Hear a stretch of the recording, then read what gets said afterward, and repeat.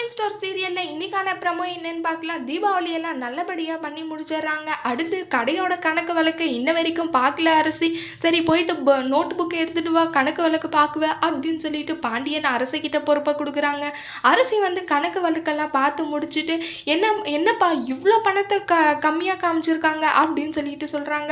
10,000 ரூபாய் கம்மியாக இருக்குப்பா அப்படின்னு சொல்லிட்டு பாண்டியன் கிட்ட சொன்னதும் பாண்டியன் ரொம்பவே ஷாக் ஆகிட்டு என்ன இப்படி நடந்திருக்கே அப்படின்னு சொல்லிட்டு சரவணனையும் பழனியும் கூப்பிட்டு கேட்குறாங்க.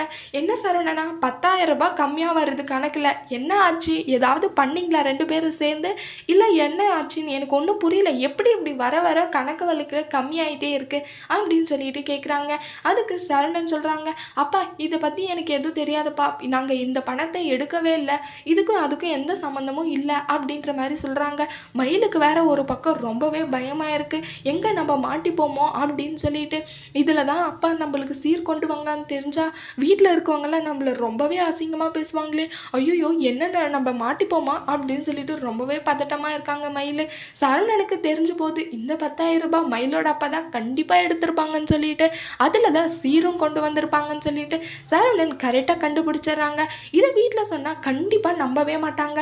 பழனி மாமா மேலே தான் இதை பழிய போட்டாச்சு கடைசியில். இதனால பழனி ரொம்பவே வருத்தத்தோடு இருக்காங்க.